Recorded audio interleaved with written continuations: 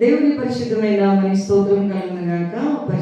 మీ అందరికి కూడా నా వందనాలు చెల్లిస్తున్నాను. షార్ట్ వీడియోస్ని చాలామంది చూస్తున్నారు. మీ అభిప్రాయాన్ని తెలియపరిస్తే ఇంకా బాగుంటుంది, ఇంకా చాలా సంతోషం. కనుక ఈరోజు దేవుని యొక్క వాక్య భాగం యెషయా ప్రవచన గ్రంథము 61వ అధ్యాయము 8వ వచనం. ఏలయనగా న్యాయము చేయుట యెహోవానకు నాకు ఇష్టము. హల్లెలూయా. ఏమిష్టం ఆయనకి? ప్రభువారికి ఏమిష్టం అక్కడ అంటే న్యాయము చేయుట ఇష్టం. న్యాయం చేయుట. మనం చాలామంది అన్యాయమైన కోర్టు కేసులో ఉన్నారు, అన్యాయంగా బాధించబడతారు. యేసయ్యను అన్యాయంగా బాధించారు కాబట్టి అన్యాయముగా ఉన్నారు. న్యాయము చేయటం ఇష్టం.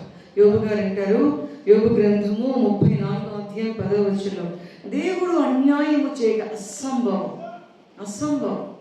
సర్వశక్తుల దుష్కార్యము చేయట అసంభవం. యోబు గారు ఆయన పడిన కష్టాలు ఎవరు పడలేదు, ఆయన పొందిన ఆశీర్వాదం ఎవరు పొందలేదు, నిలబడ్డాడు అక్కడ. అందుకని ఏమంటున్నారు ఇక్కడ? సర్వశక్తిమంతుడు దుష్కార్యము చేయట అసంభవం అని యోబు గారు సాక్ష్యం ఇస్తుంటే, నయోమి అంటారు, ఎవరు చెప్తే వెళ్ళారామే దేవుడి సన్నిధిలో పెట్టి, యెహోవాను విడిచి వేరొకరిని అనుసరించు వారికి శ్రమలు విస్తరించును అన్నారు. ఆవిడ వెళ్ళి దేవుని సన్నిధిని పోగొట్టుకుంది కాబట్టి భర్తను పోగొట్టుకుంది, పిల్లల్ని పోగొట్టుకుంది. ఇప్పుడు ఎవరి మీద నేరం అవుతుందంటే దేవుడు నాకు అన్యాయం చేశాడు.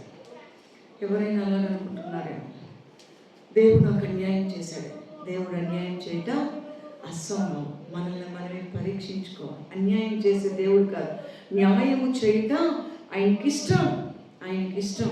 కాబట్టి పేతురు పత్రికలు అంటాడు, న్యాయముగా తీర్పు తీర్చి దేవునికి తన్ను తాను అప్పగించుకున్నాడు యేసయ్య. అలాగే మనం కూడా న్యాయముగా తీర్పు తీర్చే దేవుడు.